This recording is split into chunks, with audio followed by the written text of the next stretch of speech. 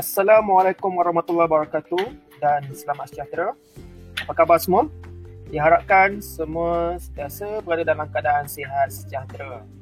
Selamat menempuh tahun baru. Okey.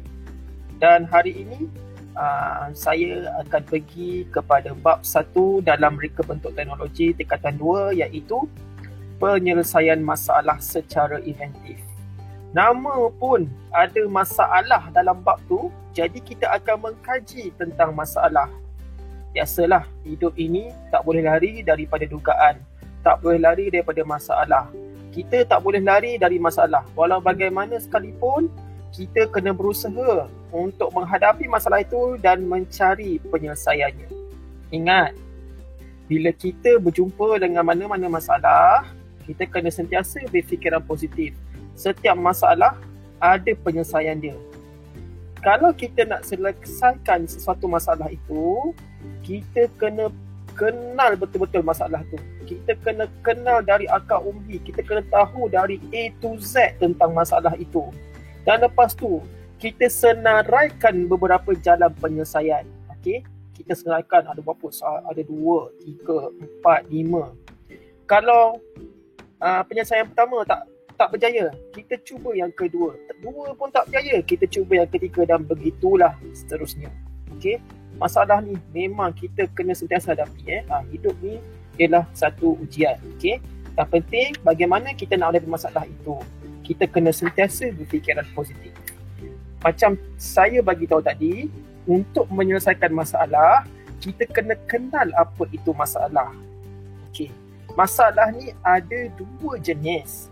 Satu masalah inventif dan yang kedua ialah masalah bukan inventif. Apa itu masalah inventif? Masalah inventif ialah masalah yang ada side effect bila kita buat penambahbaikan. Saya ulang, masalah inventif ialah masalah yang ada side effect, yang ada kesan sampingan apabila kita buat penambahbaikan. Contohnya, kita nak pergi ke tempat kerja, kita perlukan kereta yang besar untuk pergi ke tempat kerja. Okey, kita nak mengangkut barang, kita nak mengangkut alatan apa semua. Jadi kita beli kereta besar. Tapi bila kita beli kereta besar, timbul pula kesan sampingan yang lain, iaitu bila kereta pun besar, tangki minyak dia pun besar juga. Jadi kita kena keluarkan duit yang banyak untuk membeli minyak untuk kereta tu. Jadi itu contoh penyelesaian masalah yang ada kesan sampingan. Kita dah ada solution dan solution tu pula ada side effect. Itu ialah masalah inventif. Okey. Masalah bukan inventif. Masalah bukan inventif ni ialah kita dapat selesaikan masalah itu tanpa ada side effect, tanpa ada kesan sampingan. Saya ulang, masalah bukan inventif lah masalah tu tak ada kesan sampingan. Tak ada kesan sampingan, bukan dengan tak ada. Masalah bukan inventif, masalah yang tak ada kesan sampingan. Okey, contohnya, kita nak potong daging. Kita perlukan pisau yang tajam. Dan pisau kita tu pula tumpul. Apakah penyelesaian masalah bagi pisau yang tumpul itu? Kita asah pisau tu. Jadi kita asahlah pisau tu kasih tajam. Dan bila pisau tu dah tajam, kita dapat memotong daging itu dengan bergayanya. Jadi tidak ada tak side effect daripada kita potong daging tu? Tak ada. Tak ada side effect daripada kita potong daging menggunakan pisau yang tajam itu. Okey, kalau orang cakap adalah side effect bila kita asah-asah pisau tu, hulu pisau tu jadi sumbing. Ataupun bila pisau dah tajam, dia boleh mencederakan jari orang yang potong itu. Segala andaian tu kita anggap dia tidak berlaku sebab fokus kita pada pisau yang tajam tu ialah untuk potong daging sahaja. Okey, diharapkan awak semua jelas apa itu masalah inventif dengan apa itu masalah bukan inventif. Okey, kita nak menyelesaikan masalah bukan inventif dengan inventif ni, dia sudah tentulah nama pun berbeza, penyelesaian dia pun berbeza. Okey, untuk masalah bukan inventif ni, mula-mula sekali kita kena kenal pasti masalah, fahamkan betul masalah. Yang kedua, kita senaraikan pilihan untuk selesaikan masalah. Apa jalan yang boleh kita buat untuk selesaikan masalah? Yang ketiga, kita buat pilihan. Yang keempat, kita melaksanakan pilihan. Dah buat pilihan tu, dah pilih step apa, solution apa, kita buat solution tu. Dan yang kelima, lepas kita dah jalan dah, kita nilai balik penyelesaian masalah itu, berjaya ataupun tidak. Itulah langkah-langkah untuk menyelesaikan masalah bukan inventif. Saya ulang balik langkah-langkah. Yang pertama, kita kenal pasti masalah. Yang kedua, kita senaraikan pilihan untuk selesaikan masalah itu. Yang ketiga, kita buat pilihan. Yang keempat, kita melaksanakan pilihan. Dan yang kelima, lepas buat, of course lah kita tengok balik, kita nilai balik penyelesaian masalah itu sama ada berjaya ataupun tidak. Untuk masalah inventif dia ni berbeza cara nak menyelesaikannya berbanding dengan masalah bukan inventif. Okey, masalah inventif tu apa? Cuba ingat balik masalah inventif tu apa. Masalah inventif tu ialah masalah yang ada kesan sampingan bila usaha penambahbaikan kita dah buat. Okey, masalah inventif. Okey. Yang pertama, masalah inventif ni nak selesaikan dia, kita kena analisis punca masalah tu. Kena faham betul-betul kat mana punca masalah tu. Yang kedua, kita membuat model masalah. Yang ketiga, kaedah penyelesaian. Yang keempat, model penyelesaian. Nampak dia lagi rumit sikit dan nampak dia berbeza kan kaedah dia berbanding dengan penyelesaian masalah bukan inventif. Okey. Apa nak ulang balik? Okey, saya akan ulang balik langkah-langkah untuk menyelesaikan masalah inventif. Yang pertama, analisis punca masalah. Yang kedua, kita buat model masalah. Yang ketiga, kita membuat kaedah penyelesaian. Dan yang terakhir, kita buat model penyelesaian. Kaedah-kaedah macam ni untuk masalah inventif ni sebenarnya dah banyak digunakan oleh company yang besar-besar, company yang berprestige. Banyak dah company guna kaedah macam ni. Dia tak gunakan kaedah yang untuk masalah bukan inventif tadi. Dia gunakan penyelesaian masalah inventif. Okey? Okey, kita pergi pada step yang pertama, analisis punca masalah. Okey, kita analisis punca masalah. Contohnya, katalah kita ada meja. Kita kena kenal pasti komponen-komponen meja. Meja ada berapa komponen? Kita ada kaki meja, kita ada muka meja. Lantai perlu tak? Lantai pun perlu juga, sebab kalau tak ada lantai, macam mana kaki meja tu nak berdiri, betul tak? Lepas tu kaki meja pula dia menampung muka meja. Okey, itu contoh. Saya mengambil contoh meja lah. Yang kedua, model masalah. Okey, kita untuk memodelkan masalah ini, kita kena menggunakan konsep percanggahan fizikal. Okey, contohnya, meja ni, kita ada banyak buku. Kita nak letak atas meja. Tapi kaki meja tu tak kuat. Jadi, kita modelkan masalah itu. Tengok, meja ni ada kaki meja, ada muka meja, ada lantai. Apa yang perlu kita buat? Adakah kita perlu tukar lantai tu? Adakah kita perlu modify muka meja tu? Adakah kita perlu modify kaki meja tu?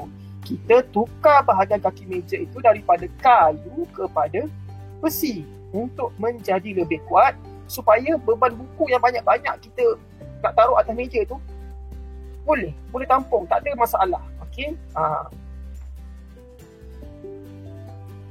Percanggahan fizikal dalam kes ini ialah meja perlu berat supaya dapat menampung beban buku-buku tu. Tapi bila kita nak alihkan, kita nak dia ringan pula. Macam mana tu? Kita nak berat, meja tu of course kena berat supaya dia stabil, dapat tampung benda berat.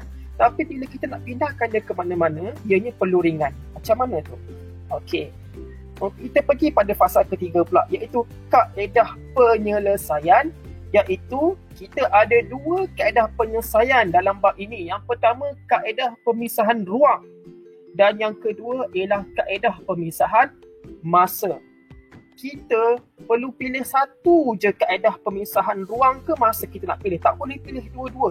Kena pilih satu sahaja. Kena pilih satu sahaja. Ingat tips yang saya bagi ini. Kalau benda tu, contohnya, saya bagi pada meja, kita balik semula pada meja tadi. Meja itu perlu berat dan ringan. Maknanya berat ketika tampung beban, buku, dan ringan ketika dialihkan ke mana-mana.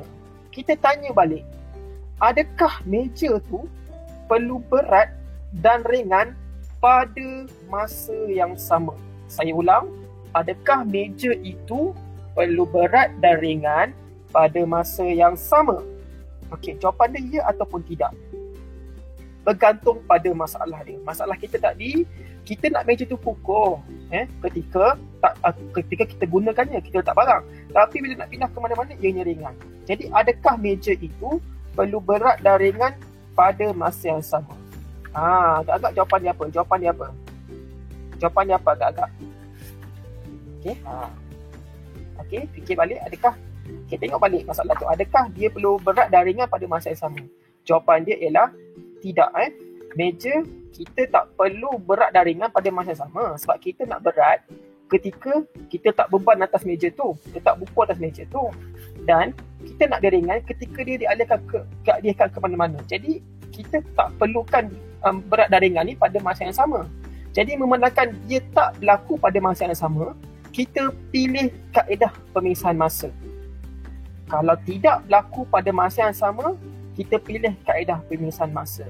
Ingat petua yang saya bagi ni, kalau suatu benda tu berlaku pada masa yang sama, kita pilih konsep ruang, pemisahan ruang. Dia terbalik Kalau berlaku pada masa yang sama, konsep pemisahan ruang.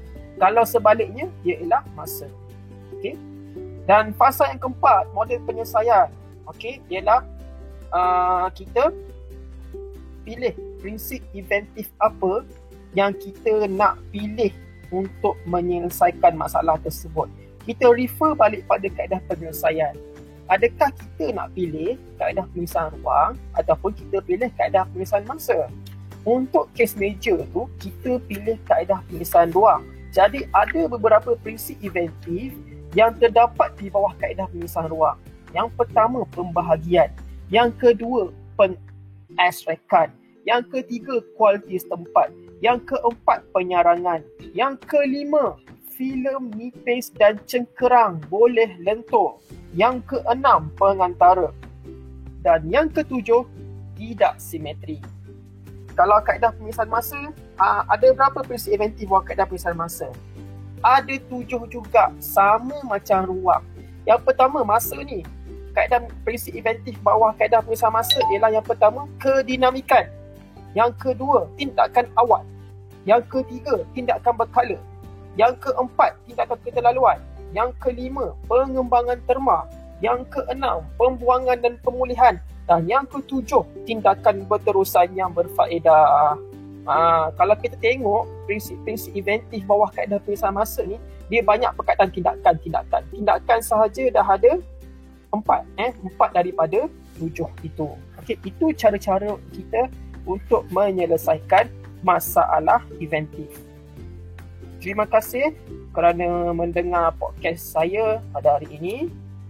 Untuk slot yang akan datang, nanti kita akan mempelajari tentang analisis fungsi dan macam mana kita nak bina model fungsi untuk sesuatu masalah serta pencanggahan fizikal.